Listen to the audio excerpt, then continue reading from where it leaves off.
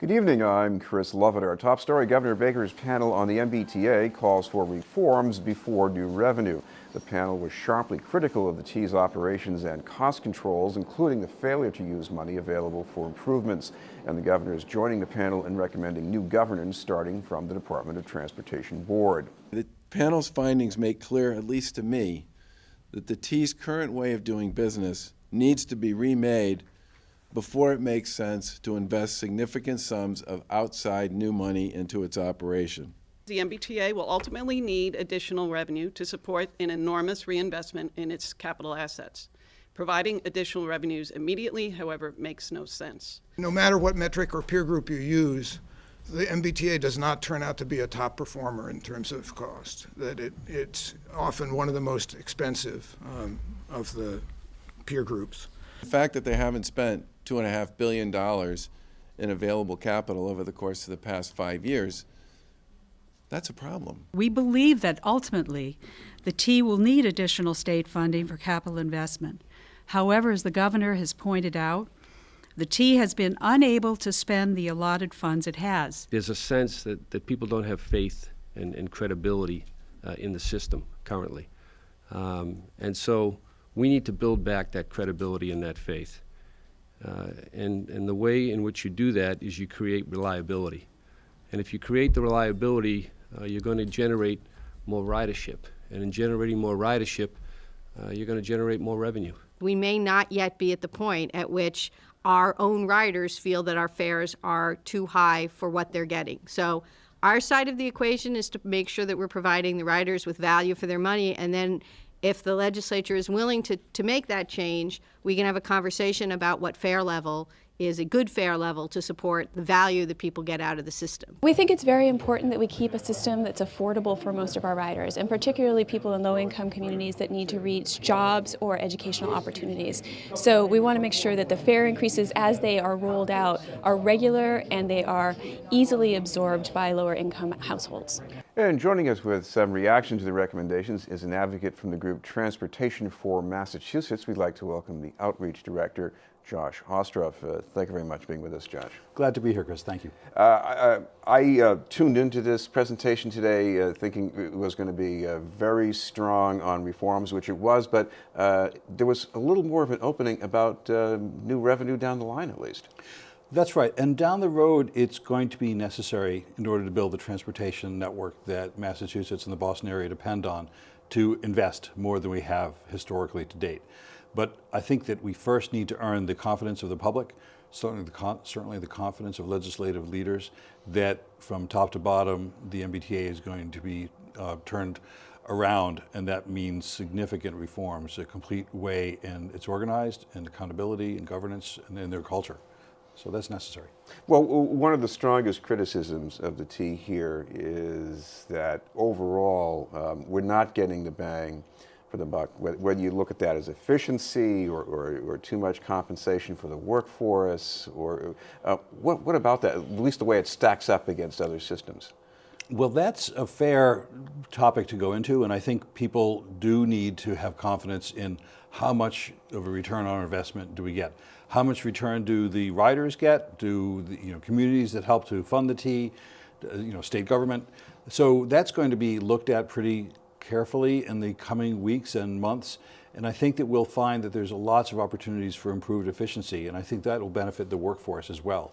Some of the comparisons may be apples to oranges. I'm not sure, looking at, say, fare recovery, that we have a perfect analog between the MBTA and peer systems, because the MBTA has a mix of different modes that make comparisons difficult. So it's helpful that they've broken out fare recovery, and by that, viewers may want to know how much of your operations are supported at the fare box. For bus systems, for light rail, for heavy rail, rapid transit, commuter rail, ferries, and so on, it's all different, in terms of what the systems can support. But without question, we're going to need to be looking at labor agreements and worker rights and management rights, and that's going to be very contentious. And how the governor and the legislature and the MBTA resolve that will be very important to watch. Our organization does not have a particular position we're taking on labor issues. I think we're here really for the riders and for the economy and the communities as a whole. Well, what about the culture of making the T work? Because what we've been reading in recent months, they hadn't figured out how to get the ice off of third rails. The snow budget wasn't there. And the money they didn't even spend for improvements. I mean, what's wrong there? Well, there's a lot that's wrong. And if you take the Secretary of Transportation, who really knows as much about this system as anyone in the Commonwealth, and she was surprised by a lot of what she saw. So that says that there was a lot that was hidden from the governance in the Commonwealth. And that's wrong. That just can't be allowed to continue. And some of them is common sense. As a regular rider myself, I see things that have left me scratching my head. And I know that even within the MBTA, there's a lot of dissension about how best to do things and whether people are really given free rein to implement best practices. So I don't disagree with you that we are going to need to take a really close look and completely reform the culture at the MBTA and have focus more on results and on service than they ever have been in the past. Well, one thing the governor spent some time on was the governance that sits over the T. And it sounds like he wants to take the reins a little more closely, with some of that being tugged by leaders in the state legislature. Is that radically different from what we have right now? It is very different from what we have right now. Giving the governor more say over how the T is administered is potentially a very good thing. Makes the governor accountable. But we don't know that we'll always have a governor that's supportive, or a Secretary of Transportation. So I think the legislature is going to want to try to separate the process from the people, and make sure that we've got a system in place that really will work well for the long haul. But having said that, he's looking at a control board that really has a lifespan of perhaps up to 5 years, maybe could be extended. So it's really looked at as a transitional document. So I think that a transitional structure, I should say. So I think that what we need to do right now is not necessarily what will work for the long term. I do not expect the T to be the same in 10 years as it is today, or even in 5 years. Well, one of the other areas of revenue mentioned in this report today was fares, and it sounded strong enough to me, as if to say the riders can soak up some more. That's tempting, but at a certain point, if you're talking about low-wage riders who depend on the bus and may have a really lengthy commute, that is a burden that I don't think is going to be fair. Pardon the pun. So I think we need to be very careful about how much fare increases are counted on as a way to raise revenue.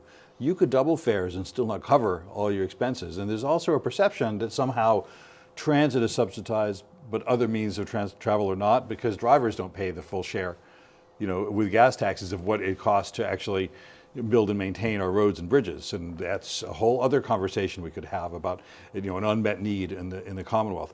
But to say that we can increase fares and solve the problem, I think may be asking more than some riders can bear.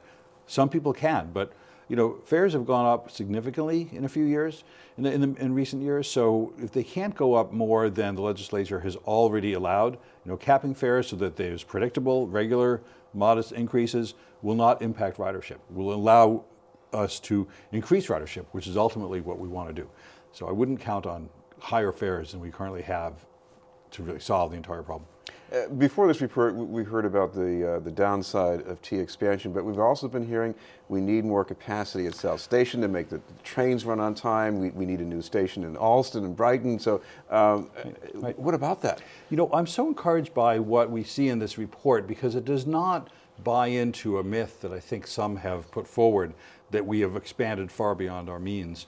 It's really important for people to understand what we have with expansion, because not all expansion has actually been growing the system. It's been adding capacity. And this report contemplates that we would build the Boston Landing Station, which is being designed today and should be ready in a year or two, out in Brighton, or the proposed, or actually it's under construction and design now, the Somerville expansion. These are very important to do, but importantly, the report says don't lose the opportunity to leverage federal dollars, and don't stop design, because that process takes a long time. So it's one thing to say, well, we should not build a significant expansion of the footprint. Adding capacity is essential, though. I want to just talk for a moment about what we really expect out of transit. What are our values? The modern economy is going to need a robust transportation network.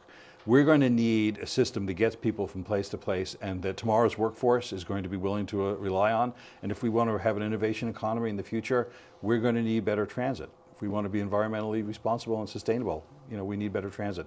It's what tomorrow demands. So we've got to build it, and we're going to need to be investing more. So, you mentioned earlier about not closing the door to revenues.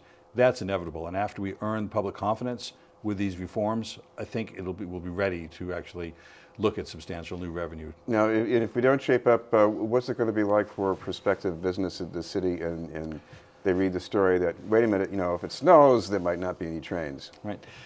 Business is mobile, the workforce is mobile.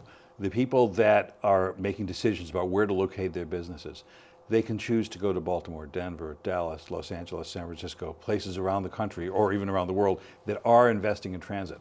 So if we want to be competitive, we cannot possibly hope to do that with the system that we have today. It's going to take significant investment. Addressing that $7 billion backlog of the MBTA maintenance and appropriate strategic expansion, that'll be necessary. And the workforce wants it as well. People watching this program who may be in their early 20s, they can get job offers to work anywhere. If they're in growing fields, we want to keep them in Boston. Transportation or migration. Thank you very much for being with us. From Transportation for Massachusetts, Josh Ostroff.